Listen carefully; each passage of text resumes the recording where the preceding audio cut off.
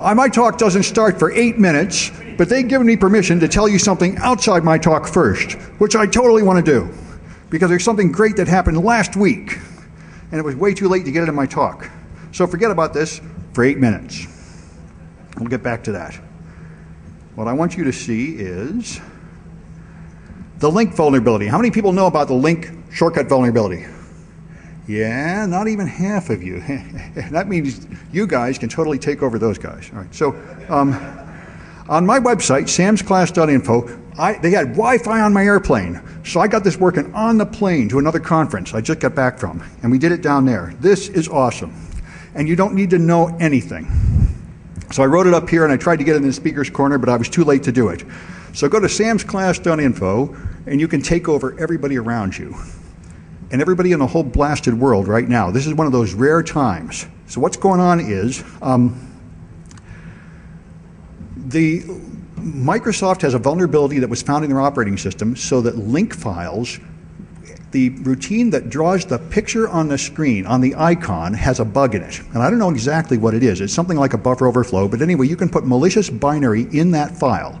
So just viewing the file and seeing the icon means you're owned. So you can do it, and glorious HD Moore put it in Metasploit. So all you do is load up Metasploit, issue the same old commands you always use in Metasploit.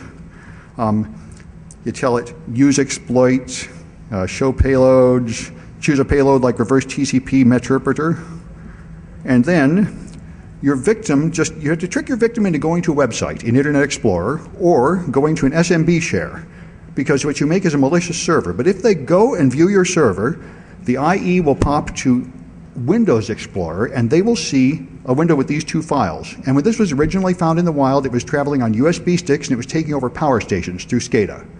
But the first step of that attack, which is a 3-stage attack, was this one, which is awesome.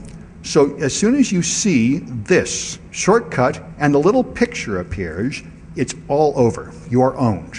It has injected this DIL into memory and executed it. And if you're using Metasploit, it goes a phone back to you saying, please control me. And you control it, and you own that box. And that's what these instructions show you how to do. Metasploit looks like this when you're running it. Then when they connect, it does all this complicated stuff back and forth, sending more and more stuff over to the victim. And eventually, when it's done with all that hogwash, you get a session open. And then you just open the session, and you have a command prompt on that machine, and you can do whatever you want to it. I, of course, just go to the desktop and make a directory called owned, and your victim will just see directories start appearing on their desktop. It's wonderful. And there's nothing you can do about it, at least easy. There's no Microsoft patch. There are some things you can do, though, and that's, of course, the serious side of this. This is an awesome demonstration for students to get their attention, and it'll be homework for all my students next semester, but it'll be old and tired by then, like all my other homework, stuff that's been patched, so you have to get an old machine that's not patched, and then you can see it. But right now, you can do it to real living machines. And if they want to be patched, they have to go off the map. And you can use Sophos, made a nice tool that will patch it. Microsoft Security Essentials apparently detects it because we tried it in the classroom 2 days ago in Orlando, and a guy with Microsoft Security Essentials, it popped up and saved him. So that's cool. So if you want to be safe, probably the most reasonable, sane thing to do is put on Microsoft Security Essentials. I imagine the other antivirus products will eventually catch it too, and maybe they already have. But anyway, there's a Microsoft workaround, but it stinks.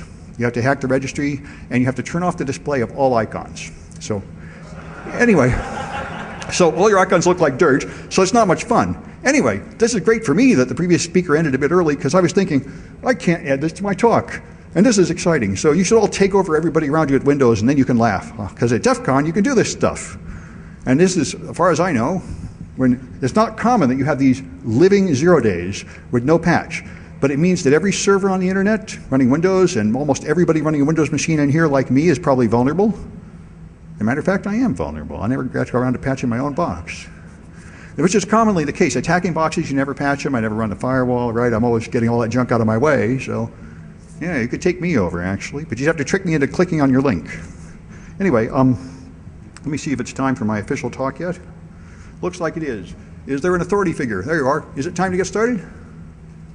Okay, he says it is. All right, so let me depart from that, which is great stuff, but it's not my official talk here, which is also extremely important. I'm here on a mission from God. Okay, which is IP version 6.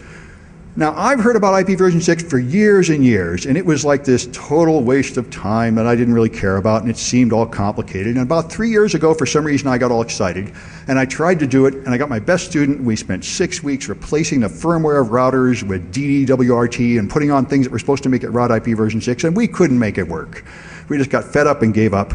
One other student of mine actually got it working because he had a Cisco router at home, but it would cost $200 a month to get IP version 6 to your house. And I said, well, you know, there's no point teaching anybody anything yet because there's no equipment worth having yet that you can afford in your house, and I better wait for them to do that. But in the back of my mind, the reason why I thought it would probably be okay is because there's Class D and E just sitting there. 32 Class A's, enough to last us 5 or 8 more years. So I figured there's really no crisis coming. But then I went to Hurricane Electric in Fremont, California. I went to a talk there, and they told us about IP version 6. And Aaron, the American Regional Internet Number Association, something like that, the people that really hand out the IP addresses were there, and they said they are not going to hand out D and E for general use. So we're coming into a time of crisis, and nobody is ready. And I knew this was my mission from God, to make sure all you people know about the crisis and what you can do about it, because it's easy this time, thanks to Hurricane Electric. So, I'm Sam Bound. I teach at City College, San Francisco, and everything, my talk and everything is all on the web. All my stuff is always available for anybody to use. So, let me show you why I care. IP version 4, we've all seen these addresses, 192, 168, 110, and of course in binary, that's a 32-bit binary number. And we all know how to subnet that and everything, but there's only 32 binary numbers, so there's only 2 to the 32 of them, and that's only 4 billion, and that's ridiculous, right? There's 7 billion people, and how many devices do you have on your body right now that need an IP address? I must have 4, and when I'm in my house I have another 12, and you know, there's no way 4 billion is ever going to cut it. So that's a problem. IP version 6 is the answer. Make the addresses really long and disgusting, like this, in hexadecimal. That is an IP version 6 address. Learn to love it. That is 128 bits long, and the good thing about that is there are enough of them, of course. That is 256 billion, billion, billion, billion. So until we colonize the entire galaxy and have every atom in our body independently addressed to reform at will, we're not going to run out of those addresses. So we will not have to have IP version 7 in another 10 years. At least not because we ran out of addresses. And we really are running out of IP version 4 addresses. Here's the current situation. There are 256 Class A's, blocks of 16 million, which is how they are commonly allocated. And we are now down to maybe 16 left. And they've already allocated something like 6 or 8 of them this year. They're going to completely run out of them in 2011 at the current rate.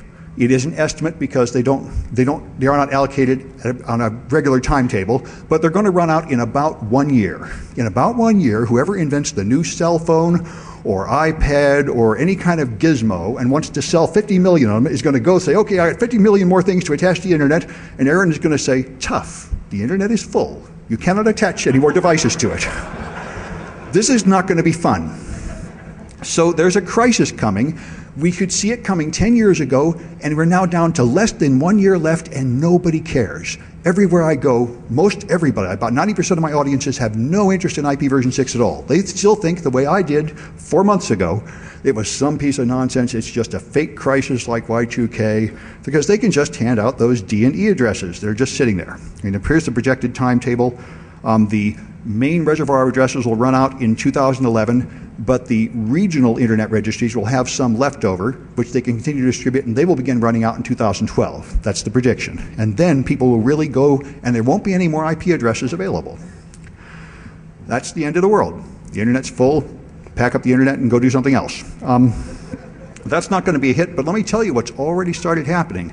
I brought up 2 years ago to my network administrator. At City College, we have a whole Class B address space. We have 65,000 IP addresses, and we're only using 30 of them for public-facing web servers. So we don't need them, so I wanted to sell them a long time ago, because we're broke, we need money. And I went to my network administrator, and he said, you can't sell them, we don't really own them, they're on loan or, rent from some agency like Guyana. But they just changed their policy about a month ago, so you can really sell your IP addresses now, because they said there are only 2 possibilities in the next year. They're either going to be a black market for used IP addresses, or there's going to be a white market for used IP addresses. So we might as well choose the second of these two alternatives. And now when people apply to them and try to get IP addresses, they actually investigate why you're getting them, because they want to determine if you really are going to use them or if you're just hoarding them so you can scalp them and sell them later. Speculators and IP addresses. And that's all coming. So in about a year, panic will set in. In about 2 years, I think we can really get $1 million for our Class B. That's my goal. But we'll see. Because we don't need it. What you'll have to do, instead of getting fresh IP addresses, is you'll have to get IPv4 addresses from some other company that was smarter than you and already went to IPv6. And that's what we're doing. And that's what all you should do as soon as possible. Anyway, the Department of Defense changed to IPv6 in 2008. They had a goal and they met it. To have the whole network runnable on IPv6 at 2008, that is what put pressure on the end operating systems. Like Microsoft put it in Windows XP, and they put it very well in Vista and Windows 7. It's in Linux, it's in Unix, it's in the Apple, although Apple did a pretty bad job of it, but they will eventually be pressured to fix it. The rest of the federal government will switch in 2012 to IPv6. And therefore, since every large manufacturer has to sell to the government, they have all been pressured into putting IPv6 in their products, even though there is no significant amount of traffic on the backbone in IPv6 yet, and no significant consumer demand for it yet. But it's coming, and there will be a huge rush for it, and when it comes, there will be mad chaos because we are not ready, and most manufacturers and technicians are not getting ready. So the people that do know are going to be sitting pretty, and that should be you. And it's going to be my students, because whether they like it or not, they're all going to do IPv6 homework next semester. And my prediction is they will be glad of that in a year. So here's the summary. This is the current state of the internet. And this is our fate. Those who accept soon will have a position of power in the new order. Those who resist will be crushed. So, now that you have hopefully been motivated, you can now face the problem I faced, which is what do you do? Because there are big, thick books full of long, complicated, irritating things. And I looked at Microsoft's recommendation for an IPv6 lab, and it was 260 pages long. And I said, how can it be this hard? It doesn't have to be that hard if you're a wimp. If you want to do it the Microsoft way and get all your domain controllers and Exchange servers and everything, there's a bunch of fancy stuff you have to do. But you can get started and do the essentials easy, and it's fun, and it's a game. So anyway, but here's the plan. One plan which is really popular is to ignore it and hope it just goes away. This is not a practical plan, but it's the most popular one. The other one is to buy a gateway, and this is what's really going to happen, unfortunately, in everybody's house, because they have a bunch of legacy equipment in their house that's IPv4 only, so they are going to buy an IPv6 device that will convert it to IPv6 to go on the internet.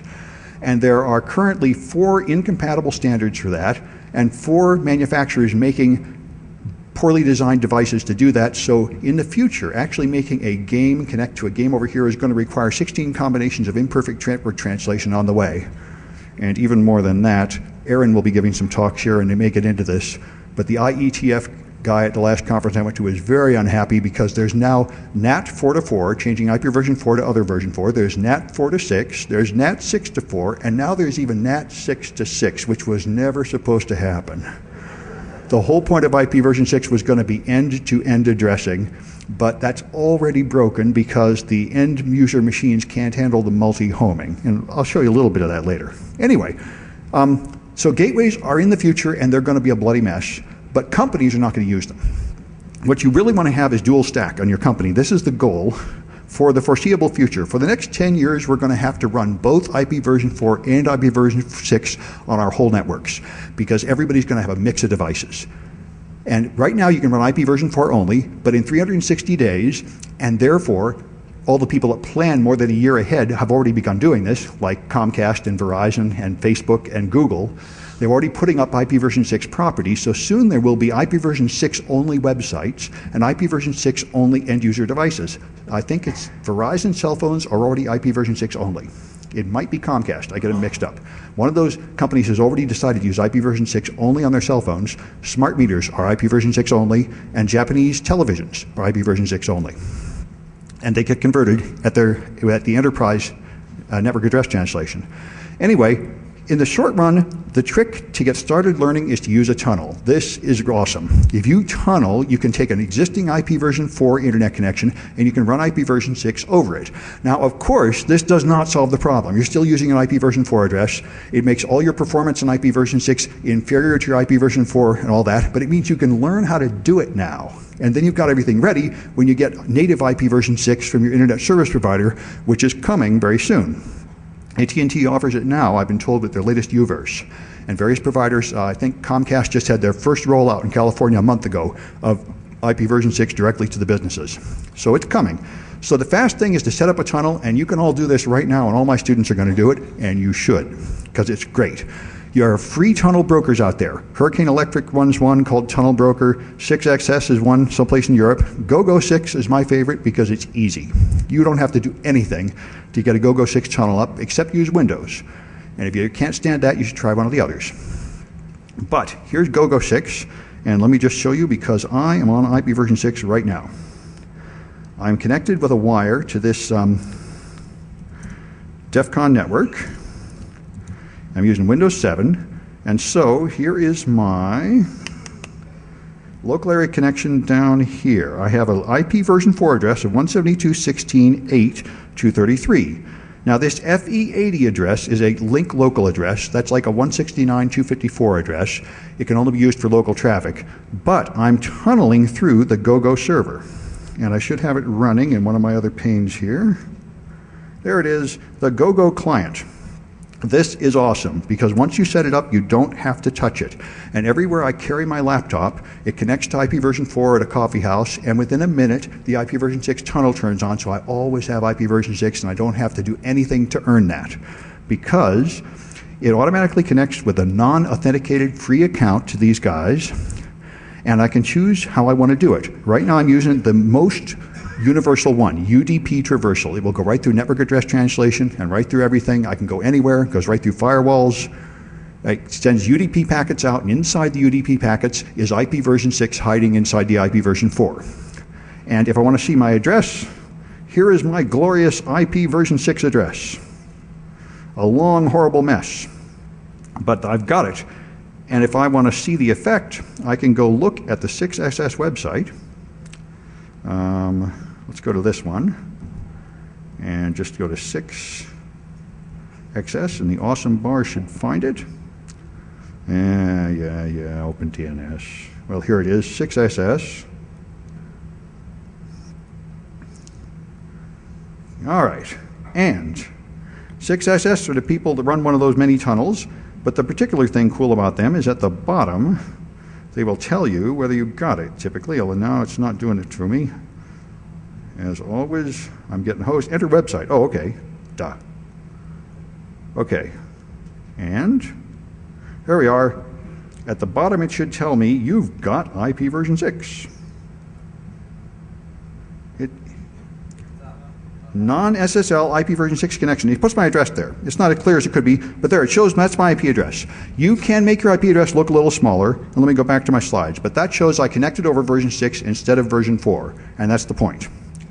Now, I'll go back to here and show you actually, I'll go back and do a couple other things when I got my IP version 6 connection up. I can ping, you know, you're probably used to this. If I ping yahoo.com, I see some replies from those boring old IP version 4 addresses.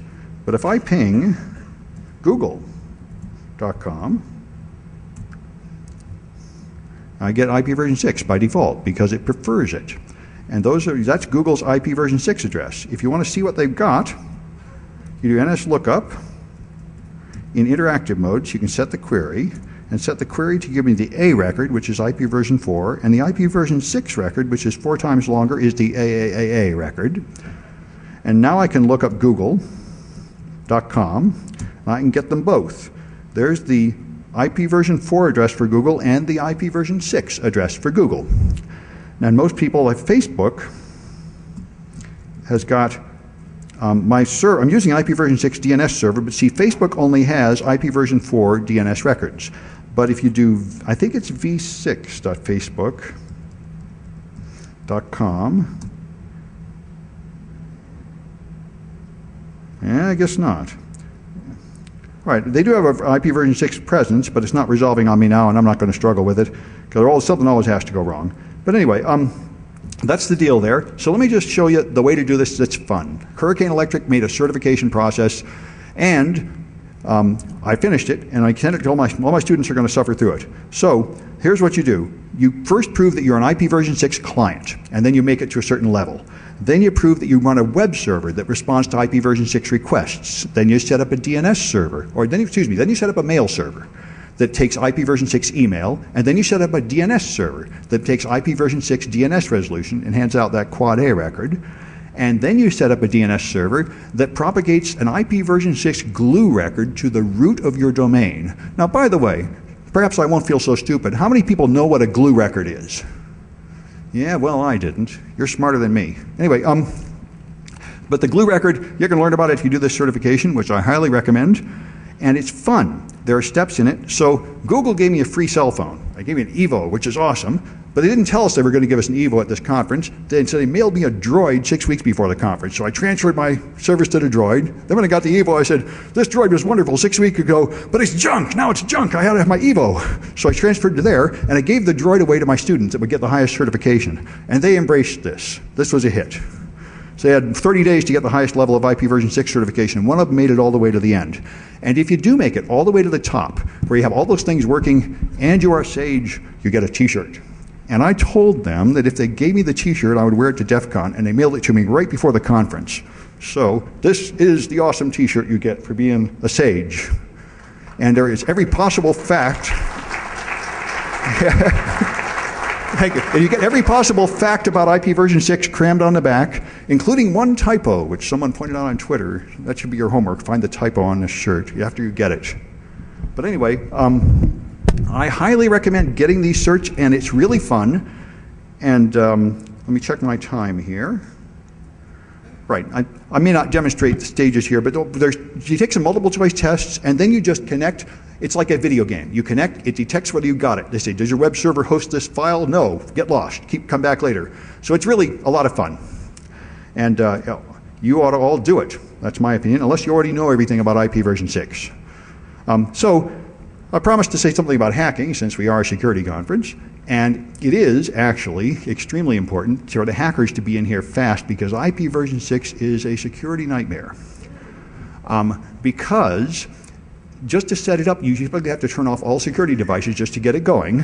And most of your security devices are not IP version 6 capable, so typically you bypass the firewall and everything on the way in.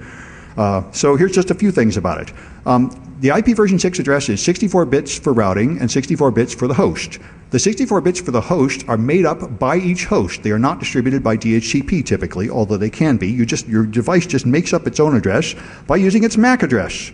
The MAC address determines the outer 6 octets. The inner 6 octets are FFFE. Don't ask me why, but that's called the Extended Unique Identifier, and it means that everything you send or receive is labeled with your real MAC address, and therefore if you were to do something naughty, like download copyrighted material, they would know who you are much better than they do if all they have is an IP version 4 address. So Windows Vista and Windows 7 have privacy extensions turned on by default. So it makes up a random number instead of using the recommended EUI, which also tends to break end-to-end addressing, but it does have the effect of protecting your privacy. You can turn that off if you want to, and many companies prefer to turn that off so that they can tell who's connecting and have policies to let this person do one thing and that person do another thing. Anyway, ICMP version 6, good old ping. This is optional in IP version 4, and everyone got so tired of it they pretty much blocked it at the router. But in IP version 6, you must have it because it replaces ARP. There are no broadcasts in IP version 6. There are nothing but multicasts, and you find your neighbors with Neighbor Discovery Protocol over ICMP version 6. There's a Hacker's Toolkit for IP version 6, THC. This rocks. And I sent to a Google conference in IP version 6, and they had an IP version 6 network, and we were connected, and so I immediately loaded an Ubuntu virtual machine on top of my Windows 7. It connected through IP version 6 through the virtual NIC, which I didn't think would work. And then I loaded the Hacker's Toolkit, which I'd never seen until I found it right there, and I did a scan, and I was able to find people here. You could never do a normal ping sweep in IP version 6. You could not sweep 2 to the 64 addresses to go through your subnet. It would take forever. But you can use Neighbor Discovery, which is pretty much like just sending a broadcast ping and they just tell you where they are, because they need to for ARP. It's like the ARP cache. And there's a list of everybody at that conference. Just picked them right up with IPv6. Anyway, as mentioned, security appliances typically don't do anything for your IPv6 yet. They aren't ready. So you can run torrents over IPv6. The torrent fiends know this. You can usually do that, and the blocks don't block it. One other thing that's fun is the packet amplification attack. You can run a routing header 0. There's a header in front of each packet which can head to more headers. And you can, if you use routing header 0, you can specifically specify the path for your packets to take, and you can tell it to follow a path that's going to make a loop. So much that RH0 has already been deprecated. Before IPv6 is even hardly rolled out, they've already deprecated a few standards that cause problems. And the other one that's really funny is the ping pong. Every subnet in your network should be a /64. That's the rule to avoid going mad. You could have subnets from /1 to /127 for the Cisco guys out there. And you would use a /126 to make a subnet with only 2 addresses for a point-to-point link, but they recommend using a /64 for everything because you got so many addresses you can waste them. But if you do, if I make one end of the cable end in 1 and the other end in 2, all I have to do is send in one packet destined for 3 and coming from 4. And this packet will return an ICMP unreachable, and this packet will return an ICMP unreachable. It will flood the packet completely at line speed. One packet, that line is dead.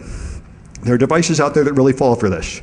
And if you have a long memory, you may remember TFTP had a similar problem. TFTP originally, as written in the RFC's Trivial File Transfer Protocol, said you can send data and it's acknowledged. Every packet will always be acknowledged. If there is an error, you will send an error acknowledgement, and that will have to be acknowledged. And, you know, they didn't think of this. But TFTP works until the first error, and then it floods the wire with bang, bang, bang, bang, bang, bang, acknowledging each other back and forth. They patched that. Anyway, those are just a few of the problems coming up. And I guess I've run out of things to tell you. Everything's on my website if you want it. And we're going to have the questions in room 106. And I think I might even have, I'm right on time. I think I'm supposed to end at 1:20, I reckon. All right, so let's go to room 106 if you got any questions. All right.